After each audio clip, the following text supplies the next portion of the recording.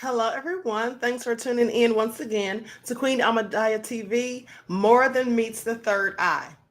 So, as you're coming in, please feel free to go ahead and subscribe to the channel if you haven't done so already. Be sure to click the notification bell and click the word all so that you're notified each time the Queen Goddess goes live. Also, don't forget to follow me on Instagram at Dr._A Shakur. You can follow me on Twitter at DGoddess27 and on TikTok at Dr. A Shakur. And also make sure you go over to the website, QueenAhmadiyyahShakur.com, and please subscribe so that you'll be added to my email list. Hello, Lillian, Claudette, Mommy's in the house, Monica, Silent D, Juju, Samantha. All right, let's get ready to get into it. Hey, Claudette, Cherokee Descended Dale, Curly Girl. All right. Okay, Priscilla, I see you. Sexy one is in the house. I am Joy, Monica. Okay. So with that all being said, let's go ahead and get started. We're going to be talking about Satan and his demons this evening and about spiritual attacks. Now, as we're coming into the new year, for those of you who celebrate in January, some of us don't, but nevertheless, as we're moving into a new year, and we know that things, there's a whole bunch of things going on, like food shortages, increased prices in food and all of those things, sickness, people just running amok and committing all types of nefarious crimes. Like the one that I told you all about this morning on the other channel, where the man attacked a man and chewed off a portion of his face. All these things, a lot of these things seem to be influenced by demonic entities. Okay, so let's talk about that. Hey, Danielle, salaikum salam, beloved. So let's talk about that. And so we can understand these attacks when we are, under them, when we are under attack. Because a lot of times demons will influence people and then have people thinking that those are their own organic thoughts. But actually, they're under a demonic influence. So you need to be able to decipher and know the difference, because demons will put some pretty nefarious thoughts in your mind. Homicidal thoughts, thoughts about self-destruction. Often when people want to take themselves out, it's usually a demon somewhere around, because that's not a normal human thought. You see, the Most High God does not give us the spirit of fear, and also would not ever want us or give us the thought to want to destruct or destroy ourselves. But what does Satan do? Comes to kill, steal, and destroy. And so he will also send his minions to do the same. All right. So with that all being said, I'm going to share my screen. Hey, Kiki. Hey, Dan. Okay. I'm going to go ahead and share my screen. Hey, Claudette, Lillian X, so you all can view this PowerPoint. Likes up, everyone. Please don't forget to like and share. Don't forget to like and share. Thank you in advance, beloveds. Okay, here we go.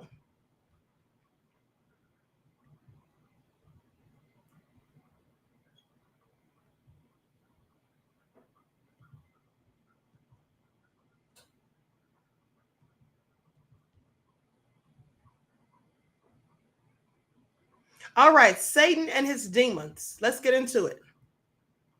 Now, etymology of the word demon or a daemon. It's an evil spirit, malignant supernatural being, an incubus, a devil, from the Latin word daemon, meaning spirit, from Greek daemon, meaning deity, divine power, lesser god, guiding spirit, tutelary deity, sometimes including souls of the dead. Now, what are demons? Demons are malevolent beings that are able to travel within the transcendent dominion. While there are different names of demons provided by different traditions, including the Bible, one thing that remains the same is that demons are not good beings. They never come with good intent. The most alarming characteristic they hold is how they're able to manipulate humans. And to do that, they often test a person's faith in God. And so, with that all being said, they usually come when you're at a time of your lower points, when you're low vibrational, when you're, suffering from depression, when you're grieving the loss of a loved one, when you're in an abusive relationship, or you're suffering from a broken heart because a relationship has ended. Those type of things. That's when they come, because that's when you're the most vulnerable. That's when you're the most weak. They come to prey upon you. And you know, the thing is, there are actually humans that come to prey upon you in those times too. There's a lot of people that sit back and wait for someone to be down and out or going through something. And so they try to manipulate you too. You don't think those people are likely influenced by demons? Well, I absolutely do. Now, demons have no direct power over us like God does. If they did, we would all have been attacked by now. But since they do not have the power to directly control us, you see, they can't control us because the Most High gives us power and dominion over them. And we also have something called free will. So they manipulate us. That's what they do, because they can't control us and can't just make us do things, but they'll manipulate you. And that's a part of what I said as far as them giving you, feeding you these thoughts and these influences and making you think that those are your own thoughts. Demons tend to torment people through possessing them or by provoking visions that could induce people to sin. You can find out more about that in Matthew 17, 15 through 16. They try to tempt people into abandoning the faith, commit heresy, and turn towards idols. That's in Ephesians chapter 6, 12th verse.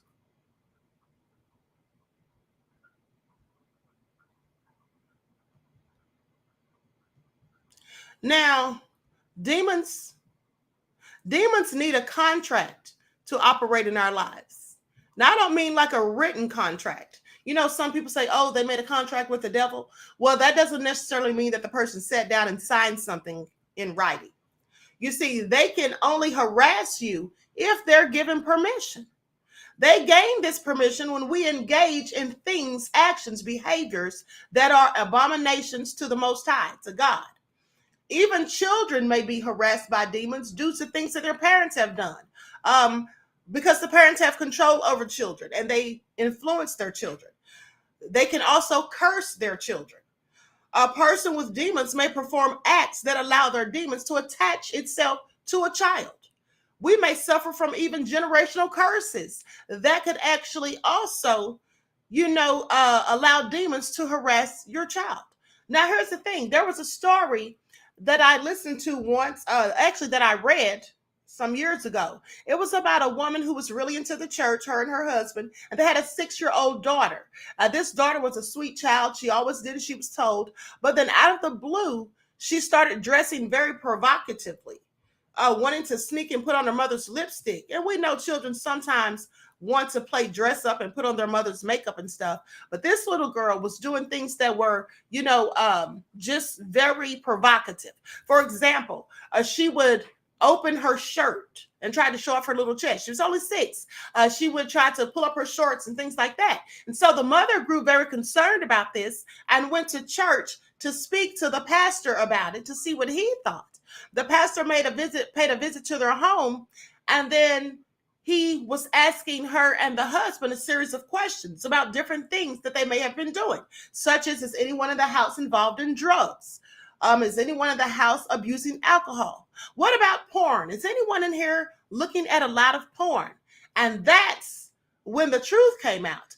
The wife said that, in fact, her husband seemed to be addicted to porn, that he was always on the computer on these different porn sites. And the pastor told them that by doing this, he's giving demons a contract to harass him. And because this child is his child, whom he has control over, well, they're also, influencing this child. And that's why she was dressing provocatively. Okay, now, and think about it. There are different types of demons that have different jobs and tasks to do. So when you engage in things that are of a sexual nature, right, these demons that are sent out to do that type of work, incubus, succubus, the demons of pedophilia and things like that, those demons will come to surface and start to influence you and people around you even. Now, why do demons, or it should be, what do demons want? Let me change that real quick. Okay, they want to influence people to engage in wicked behaviors. They can cause illness. They can even cause death. They can influence homicidal behavior. They can encourage feelings of self-destruction, wanting people to just take themselves out. Have people wanting to do this and thinking that it's their own thoughts, as I said. They want to completely destroy us because we are God's creations. Like Satan, they come to kill, steal, and destroy.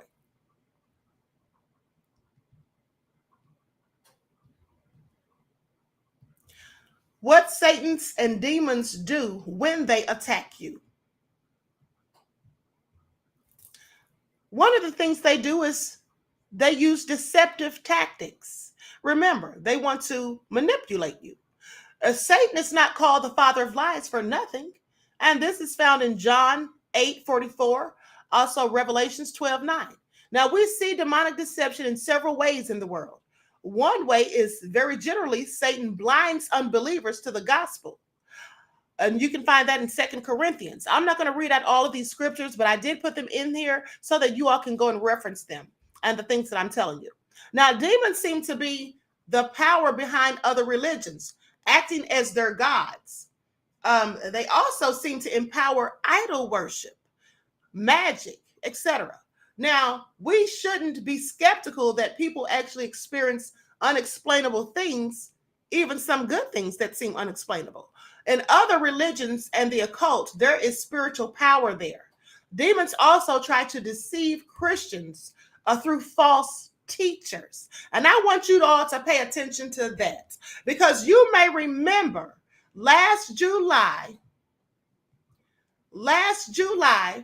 when I was calling out someone about the things they were saying to their followers, specifically in webinars and all of those things.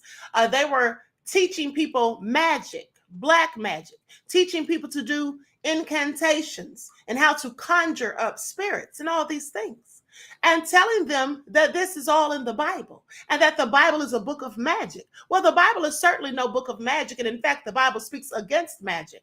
The Bible is a book of miracles performed by the Most High and Jesus, right? Now, that's what is the truth. With that all being said, there are deceptive people who will tell you things that are wicked, and they will mix it with the truth of the Bible and spiritual practices to confuse you. And these people are sent by the devil, and you need to be sure to know the difference when you see them. Satan and his demons are not ignorant. You see, they know that the closer they can bring teaching that sounds like Christian truth, but it's really the devil's lie. Pay attention. But they know the more they can bring these things that sound like Christian truth, the more Christians will be led astray by this. Another thing I want you to pay attention to is when I was calling this person out, one of the things that I told you is that this person would often say to their followers, she would say, send all of your religious friends and family to me for the webinars. There's a very specific reason why this person wanted religious people, because as it says, the devil knows that these people are easier to manipulate, because all they do, the devil and his minions, the demons, they mix their lies and they mix wicked practices with Christianity and with the things that are in the Bible. So you're very confused if you don't study, and if you don't really know the Bible. Now, many of these Christians can be led astray by this. Satan even used scripture when he was tempting Jesus, and that's found in Matthew 4, 4th chapter, 6th verse.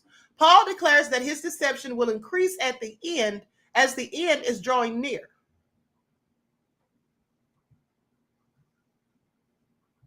How demons fool you. Well, Satan and his demons will often give people things that they wish for or what they know people are seeking. The devil will give you things, but it'll come at a cost. Pay attention. Now, for example, you can pray for $100,000 and then a week later you can get a call. Now, this is just hypothetically speaking. Now, you can pray for $100,000 and then a week later you can get a call from someone that someone close to you has died. The payout on the life insurance policy after funeral expenses is $100,000. Now, that's exactly what you asked for, right? You may chalk this up to just mere coincidence, but remember that old saying, be careful of what you wish for. And if you ever heard the story of the monkey's paw, the story about the man and the wife who gave this man room and board, and then he gave them a gift. It was a monkey's paw, and it was supposed to grant them 3 wishes. And all of the 3 wishes they made, well, 2 of them they wish they had never done because they turned out really ghastly. They had to use the 3rd wish to undo the first 2. Okay? Now, there was a very good message in that story, is what I'm saying. Now, demons are set on deception by empowering false ideologies. Do you think they're going to work in obvious ways so that you know what they're really up to? Of course not. They're going to make it sound good. They're going to make it seem convincing. That's why they have to mix the truth with it. Because if everything was just a lie and so blatant, it would be obvious. And so when people are trying to fool you, not just demons and the devil, but people in general, when someone is trying to fool you like a good scammer, a good con person, a fraudster, they're going to always have elements of truth. You see, the elements of truth will back up the lies. It will cover up the lies for those who not do their research, for those who are not, paying attention and using their critical thinking skills. They'll see some of the truth and then just foolishly think that everything that this person says is true. And that's the same thing that demons do. And in fact, demons influence people to use the same tactics that they do. Now, they hide in the shadows as they cause destruction in your life. They don't want you to be aware of them or even understand that there's a spiritual world. They don't want you to be aware or even understand that there's a spiritual world. And the reason they don't want you to know that there's a spiritual world is because, see, here's the thing. When you realize that there's a spiritual world, when you realize that there's a spiritual world and you start going on your spiritual journey, you start learning about all of this hidden information that you never knew before. You start learning how to raise the Christ within energy. You start learning, about how the zodiac wheel, right? And astrology, which they will tell you, many Christians and pastors will tell you that you should not dabble in astrology. But when in fact, astrology is all throughout the Bible. And the Bible, it says the word Meseroth, which is the Hebrew word for zodiac. And I've told you before that there's 88 constellations, 12 of them, the ones that we're born under, they fall in the direct path of the sun. Those 12 constellations are the zodiacs. Okay, as I told you numerous of times. So that all being said, the people that are telling you these things, well, they've just been brainwashed or they've been tricked. They've been fed misinformation, as many of us were when we were younger. But the thing is, the powers that shouldn't be, the ones who are pulling all the strings and controlling things in this world, they don't want you to know about the spiritual realm either. They don't want you to know about esoteric and metaphysical knowledge and information. They know that people perish from lack of knowledge. So they don't want you dabbling into the unknown. Because when you start to find out that, wait a minute, I'm a God myself. I am made from the Most High. Right? In the Bible, Psalm 82:6, ye are all gods, for ye are born of the Most High. So with that all being said, they don't want you to know that. Because once you start realizing that you yourself are a God, then you start realizing the power that you have and how you're able to manifest things and how you can start changing things within your life and how you can start taking control, whereas you felt before that you didn't have control. They don't want you to know those things. They don't want you to wake up to understand and know that you have a direct connection to the Most High, to the universe, to nature, to divine things and beings. They don't want you to know that. They don't want you to know because they want you to feel that they are in control. That's how they stay in control. Just like demons. Demons, and that's how you know that these elite people who control everything and they're so nefarious, they usually are in concert with demons. You see, many of them conjure up demons. Many of them worship and bow down to Satan. Many of them perform and engage in satanic rituals. And that's how they stay doing all of these nefarious things. And they don't want you to find out, because once you find out the truth, then you can do battle with them. Okay, when you learn about spiritual warfare and then you learn how to prepare for battle in the spiritual realm as well as the physical, then they know that you're out from under the spell. Now, they want you to believe that the spiritual world doesn't exist. You see, they often hide their activity to deceive people into thinking that the spiritual world just doesn't exist. It's not real. They are very crafty and even clairvoyant. They know things about you and even things that you keep secret. These demons, they absolutely do. This allows them to manipulate you. They feed you thoughts that you believe are from your own. Now, here are some of the powers that demons have. They indwell humans and animals. And I have the scripture so you can reference these in the Bible later if you would like to. They physically afflict people. Yes, they can cause sickness. They can even cause death. They terrorize humans. Remember, they feed off of fear. You should never fear demons. You should not fear them. The Most High doesn't give us a spirit of fear. And when you are afraid of them, well, that's the more they can harass you and oppress you and all of those things because they know that they are now have power over you.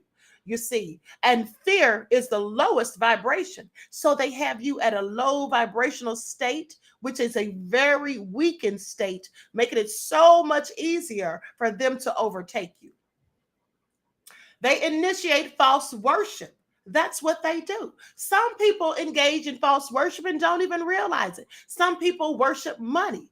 They don't think so. They just say, oh, I'm just trying to make my bag. I'm just trying to get my coins. Well, some of us are just trying to make a bag and get our coins, but we know that this money is to be used to take care of things and people. But at the end of the day, we don't just worship money and feel that we can't live without it because we got to have all these fancy cars, these fancy high priced items and all of those things so we can go and brag, and just boast in front of everybody to make other people jealous and hate and all that stuff. Those are the types that worship money. Okay, those are people that are vain. And remember, the Bible says pride goeth before the fall. They promote false doctrines, like the person that I was exposing last July. This person was feeding their followers false doctrines. That's the best way for demons to creep into your life. You may be someone who never was doing anything that would directly warrant a demon being able to attack and harass you. But when you start following these people pushing these false doctrines, they start getting you to unwittingly do things that you're not supposed to do. They start telling you, oh, it's okay to do magic. The Bible is a book of magic. These are all lies. The Bible is full of miracles, and we can't perform those. The Most High does. But they'll tell you these things so that your defenses are down, and then you start to believe it and you start doing these things before you know it. Instead of doing positive affirmations, they'll tell you to do incantations. Well, that's what witches and warlocks do. And that's not of the Most High, but you'll be doing it because you think this is helping you to manifest. And it will help you to manifest. Remember, Satan and demons, they give people what they ask for. And this is just all to make you keep doing the wicked things that they've been tricked into engaging in. But all of this will come at a price. That's the part these false prophets won't tell you. They perform false signs and wonders. Signs and wonders. Didn't the person that I'm talking about, whom many of us call by the name of Wig, didn't this person say, or don't they say, oh, I perform signs and wonders? And I said to you, we don't perform signs and wonders. That's what God does. But this person says that they do it. Well, that's because they're a false prophet. Perform false signs and wonders. They deceive prophets, encourage idolatry, and engineer death. And this is all in the Bible. You can look it up. I have all the scriptures there for your convenience. Temptation is their best way to trap you. Temptation to sin seem to be grounded in Satan's role as an accuser. That's found in the book of Revelation. If they can get people to sin, Satan and his demons feel that they have the ability to accuse them before God. Now, these accusations can shake the faith of even the most solid believers. Temptation is seen most prominently in Satan's temptation of Jesus in the wilderness. Remember how the devil even had the nerve to tempt Jesus, saying that if you bow down and worship me, I will give you all the land as far as the eye can see. So the devil will absolutely tempt you, and the demons will too. Now, with God's ultimate plan to unite everything in Christ, God has given the loving unity of the church, family, and marriage as signs that point to the plan. Temptations that lead to discord in the church and the destruction of marriage are priorities of demons. And you can see that by the church today. People go to church, a lot of women go in there with shorts, dresses, and skirts with their boobs out and all of that. Now, that's fine if that's the way you want to dress, but isn't that something more fitting for the club scene and not to be sitting up there in church? A lot of men go to church just to find these women. A lot of pastors are tempted by these women and engage in intimate relationships with them. A lot of these things happen. There's so much stuff going on in the church today that I don't even care to go. I'd rather sit at home and have my own personal relationship with the Most High and just pray by myself, because church has just gotten so terrible these days. And I'm not saying all churches, but many of them, because the demons waltz right into the church every Sunday and sit right there on the front pew. Some of them do. Some of them are in the pulpit. Pay attention. So with that all being said, temptations that lead to discord in the church and the destruction of marriage are the priorities of the demonic realm.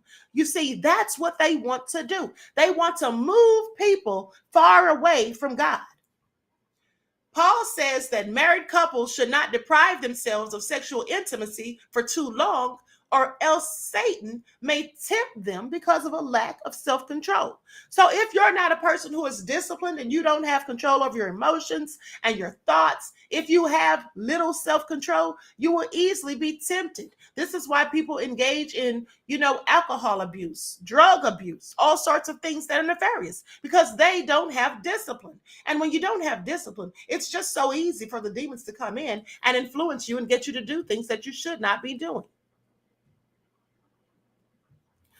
Satan and his demons orchestrate things in the world so that the things and events around us are tempting to our flesh. And remember, they can place thoughts in the unbelievers' minds. We can choose to walk in the spirit, but we can also disobediently choose to walk in the flesh. And so when we give in to temptation, we're actually choosing to follow the desires of our flesh that have been triggered by demonic schemes. And you don't even realize it at the time, I'm sure. This is made clear in James, the 3rd chapter, verses 14 through 15, when James places all of the blame for his own sin on our evil, or for all of the sin on our own evil desires. Okay? A lot of us desire things. And so when someone is tempting us, well, you want this money? Well, go out there and sell drugs. That's what people will tempt you to do. And you may have been raised better than that. But then sometimes, being so desperate for money and so full of greed, people go out here and do these things. Oh, you want those shoes that he's wearing? Well, just go over there and rob him. And then people go out here and they do nefarious things. Likes up, everyone, please like and share. Possession. Now, possession occurs when an evil spirit inhibits a human. Fear is one of the factors that allow demonic possession. We have power and dominion over demons. This is given to us by God.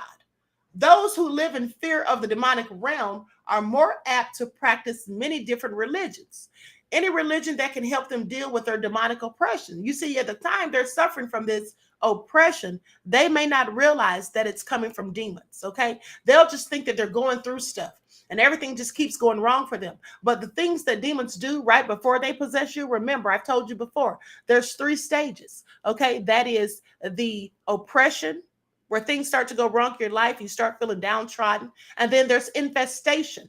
That's when you may hear sounds in the house, like growling sounds or scratchings in the wall, or different phenomena will happen in your environment. And then full-on possession is the last phase. And if the spiritual bondage is very heavy, it can make them lose faith that freedom is even possible.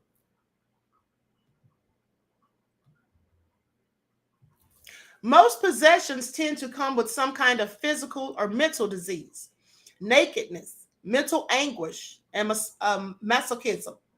Now, inability to speak even. This is very true. Now, I once knew or I actually still know this person. But I remember there was a specific person that I know. They were possessed by demons, not just one, but many. And they spoke in different languages to which they never studied. They were doing all sorts of just disgusting things. One of the things they did, though, was they stripped naked. It was a cold winter day. And they stripped all of their clothes off and tried to run outside. Their boyfriend had to grab them and hold them back. And then they tried to fight him. They grabbed a razor, tried to slash him and all these things.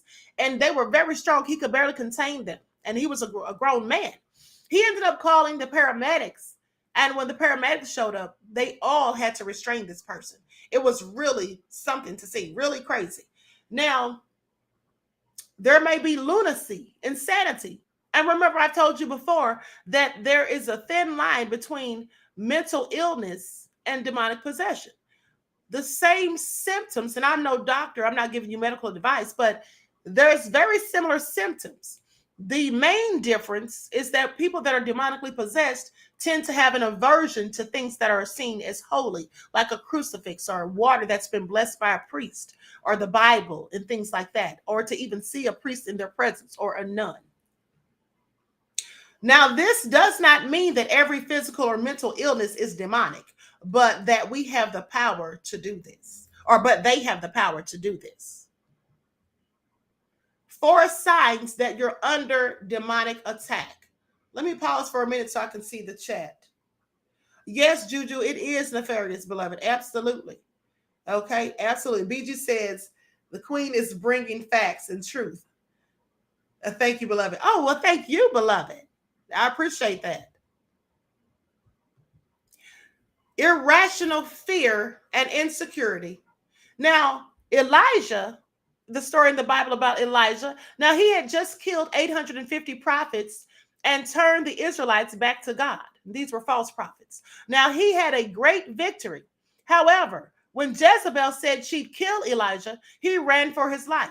Her threat of his life was not a real threat because he could easily have defeated her, as he had just defeated 850 false prophets. So this fear was irrational. It made no sense.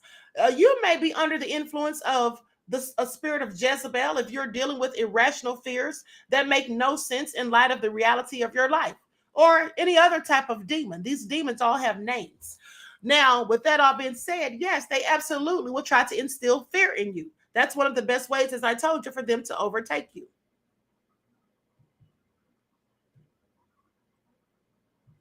The spirit of self-destruction. Elijah wants to die in the story when he comes under the influence of the spirit of Jezebel.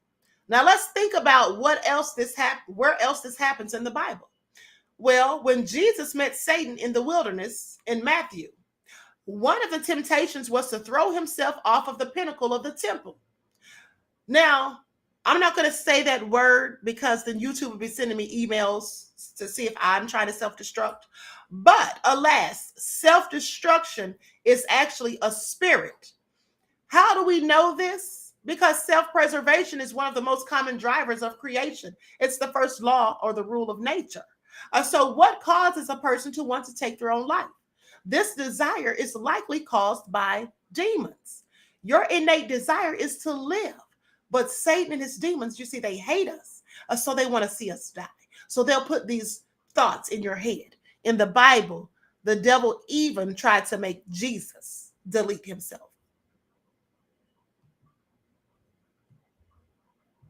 Confusion. Now, in the story, Elijah doesn't want to live and ends up in a cave, isolated and all alone. When he recounts the story of what had just happened to God, he brings up a story that is many years old and about a time when everything was going wrong. Yet the most recent story of 41 days prior is about his victory. All he can remember is what went wrong. He's confused and forgot his recent breakthrough. If you can't see clearly and you feel foggy in your spirit and are confused about where God has brought you from, you may be under the influence of this spirit. You see, here's the thing. Sometimes people don't realize how good they in fact have it. And they don't appreciate the good times and the good things. Some of us only tend to remember the bad things about people, about ourselves, about our lives. And that's a pessimistic thought process. This usually comes from demons. And then people will tell you, well, you have selective memory. Well, it may not be that you have selective memory, it's just what the demons are making you remember with their influence. Isolation. Now, Elijah said to God, I am alone and left.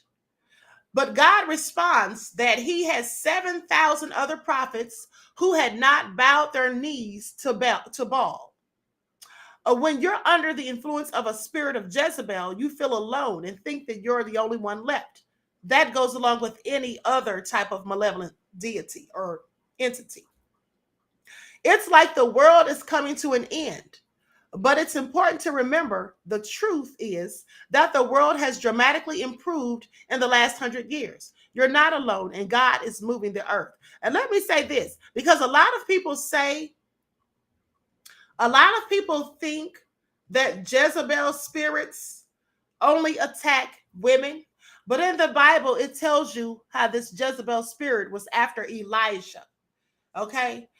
And this Jezebel spirit can do a myriad of things, have people all acting all provocatively, like the little girl in the story that I told you about the father that was addicted to the porn. That child was under the influence of a Jezebel spirit. Because remember, different spirits and demons have different jobs and tasks to put you under, or oppressive tactics to put you under. Likes up, everyone, please like and share. Demons have levels. In Ephesians, we're told to stay strong because we are not dealing with the flesh or tangible, invisible beings like humans. Instead, we are against the rulers, authorities, and powers of the dark world. Satan has control over all demons, and their goal is to be an army to defeat God. Hence, we as children of God need to put on the armor of God. Additionally, Ephesians tells us that we must be against the spiritual forces of evil in the heavenly realms. From this, we're able to understand that each demon has its function. There are also reasons why demons have different names and not just one.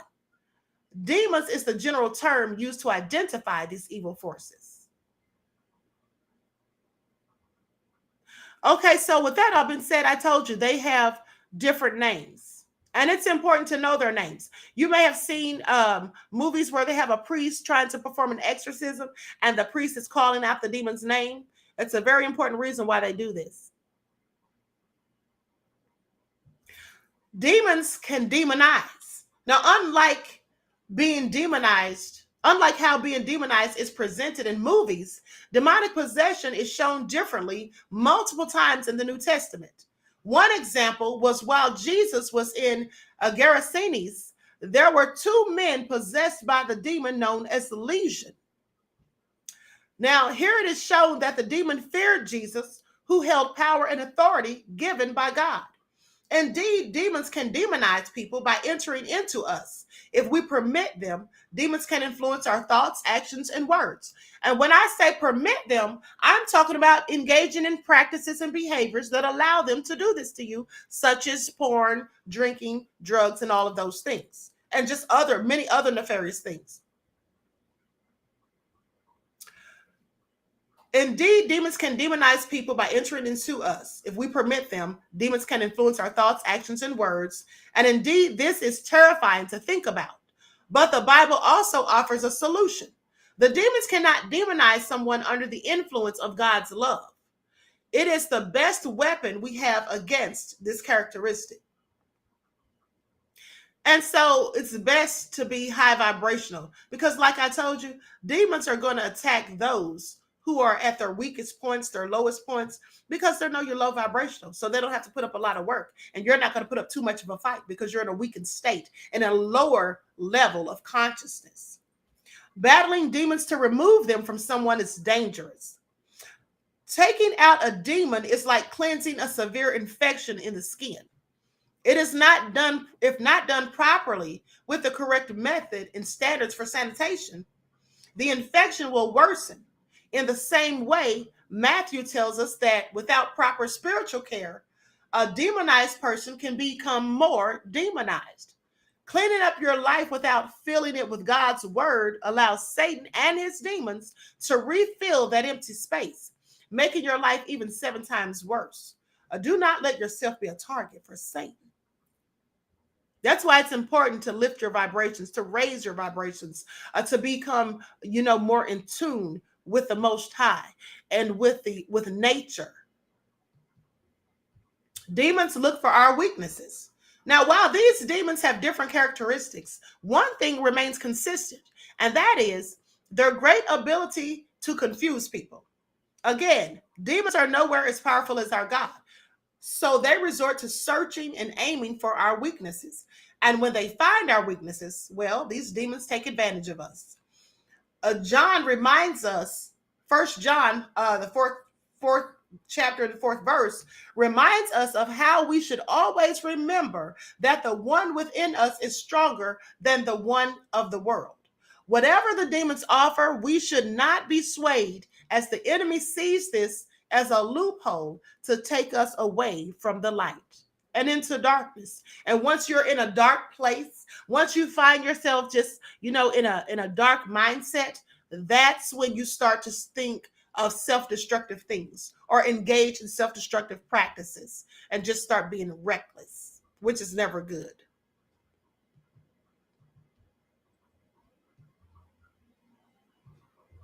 Demons will pretend to be gods. Demons are not gods and they never will be, but they have the ability to trick humans into thinking demons are equal to our gods. These actions and beliefs are seen in the lives of the pagans. And the reason I say these gods, plural, is because there are more than one God, but there's the Most High God. Some people refer to God as Allah, Jehovah, right? We have different names for God. Now, these actions and beliefs are seen in the lives of the pagans. These pagans believe that they are offering their blood and sacrifices to God, when really they're being tricked into worshiping a fake God. This fake God is a product of demons. If people are distracted away from God's word, these demons can lurk and deceive us into worshiping them. This is why there is a great emphasis opposing paganism in the Bible, and that's in First Corinthians. Now, demons use various tactics to attack us.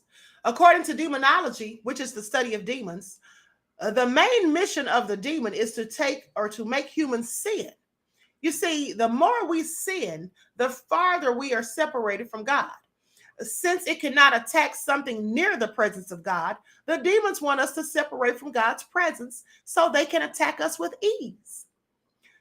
Now, the demons don't follow just a single pattern or method when they want to entice us.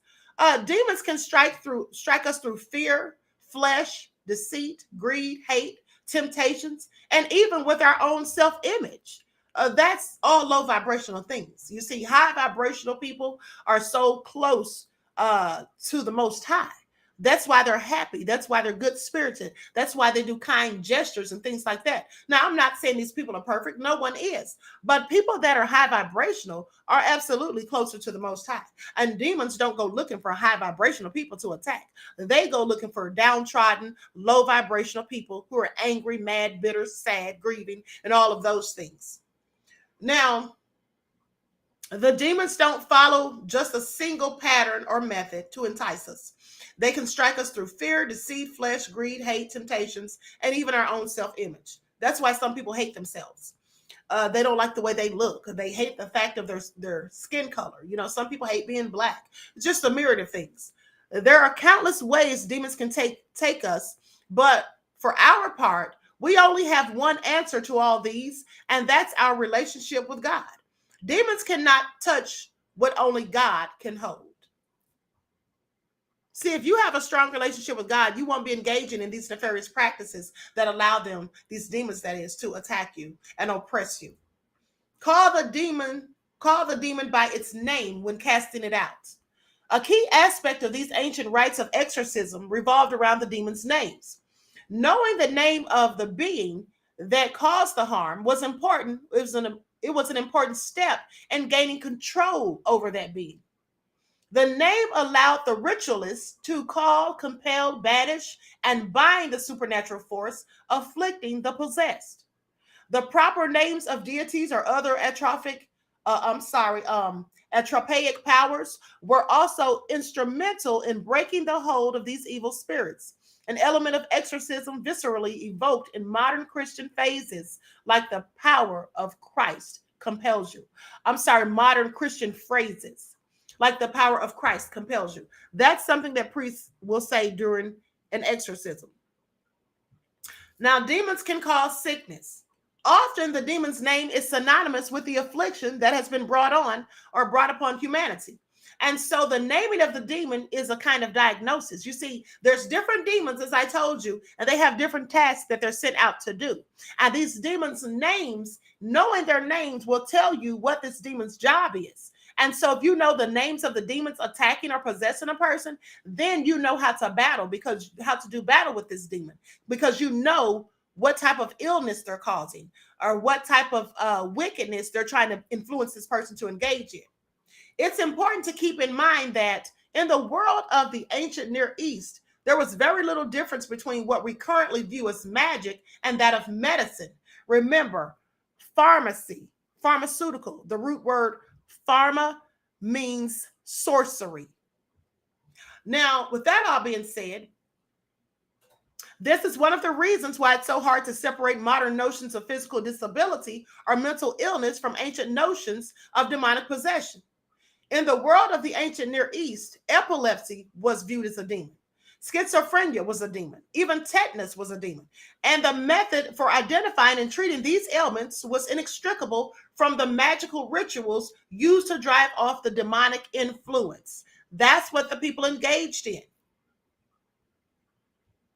Now, mind you, I'm not telling you to do magical rituals. I'm just telling you that's what some of the people did then in the ancient times. And they weren't supposed to be engaging in magic, and they likely made things worse. But at the end of the day, these sicknesses are often brought on by demonic entities. And if you, like I said, if you know what the demon's name is, you can figure out what type of things they're doing.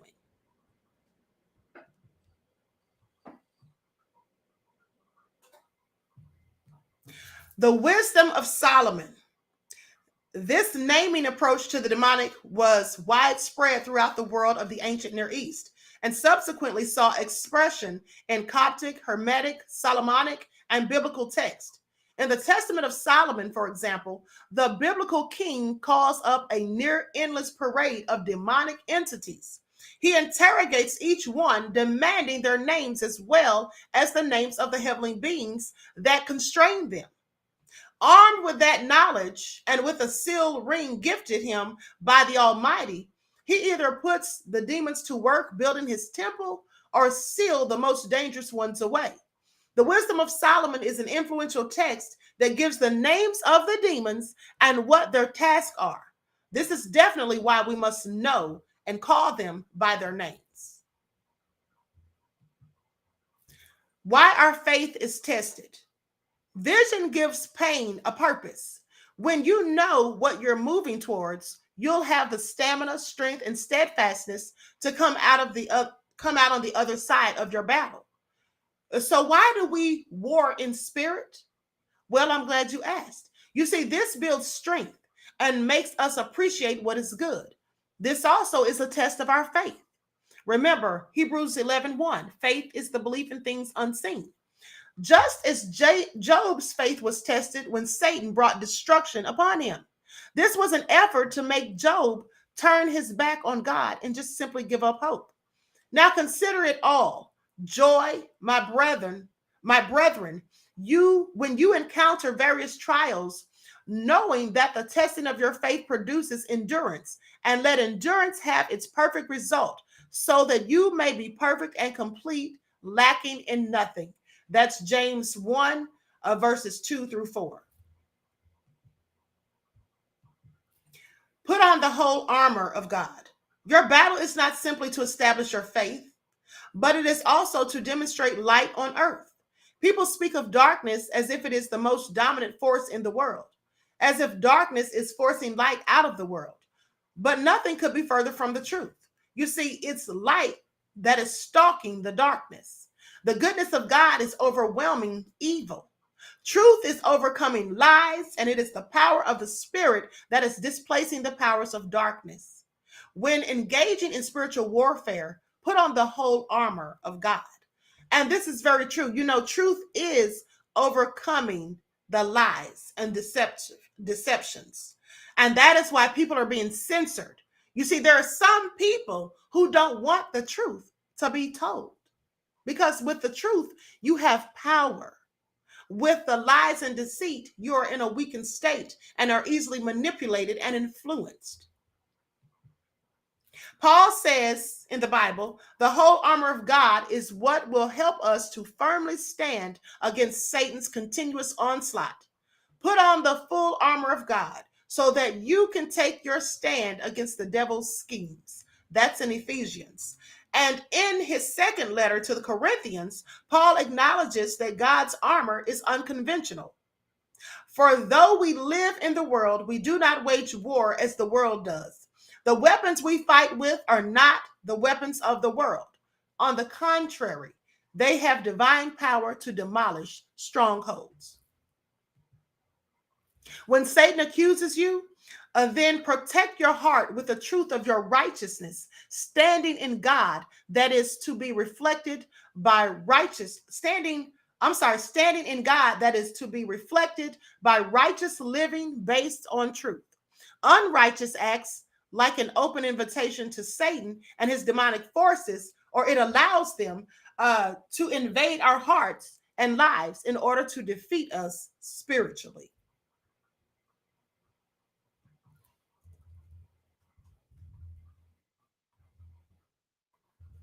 So with that all being said, I'm going to stop the share. Okay. So I hope you all got something out of this. I hope I have helped you to better understand about demonic entities, how you can, tell when they're in your presence. Um, it gives options for memberships at various prices and details to choose before you buy. Thank you, Dr. K. Sampson, for giving that information, beloved.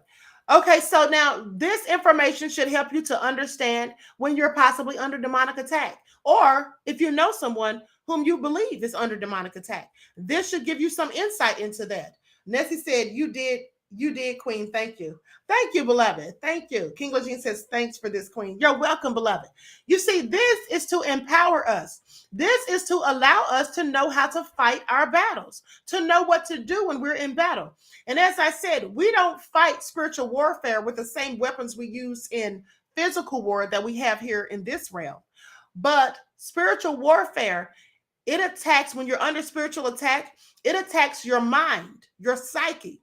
And the reason it does this is because, as I told you all before, that the brain, the mind, is one of the most powerful things that anyone can ever control. So these demons and Satan himself, they want to control the minds of the masses. And so when you are engaging in things that keep you out of your right mind state, excuse me, such as, just think about this. When you partake in alcohol, now I'm not saying you shouldn't drink ever, but I want you to understand that alcohol is a demon. That's why these liquor stores are called spirits. Okay. There is I believe it's an Arabic word, and for a demon, it's called a call. Okay. A call. That's where they get the word alcohol from. Drinking alcohol brings on demonic entities and spirits. Now, maybe if you have a social drink every now and then, not so much. But if you drink on a regular basis, and in fact, if you overdrink to the point that you become drunk, well, that allows these things to enter and to start harassing you. And when you think about it, you're not in your right mind when you drink. You're not in your right mind. That's why it's against the law to drink and drive. You're not thinking clearly. And when you're not in your right mind, guess what? Your judgment is clouded. And when your judgment is clouded, demonic entities and Satan himself can influence you very easily. So just think about that the next time you're trying to go out and get drunk, or you're trying to do some drugs or something like that. So nefarious. You should never do any of those things. Never abuse alcohol or drugs. I'm not saying you can't have a social drink every now and again, but at the end of the day, when you engage in behaviors that take you out of your right frame of mind, it's very easy for these wicked, malevolent spirits and entities to come and influence you. That's why I want you to think about this. That's why, how many times have you seen or heard about people getting drunk and getting into a fight over something so foolish?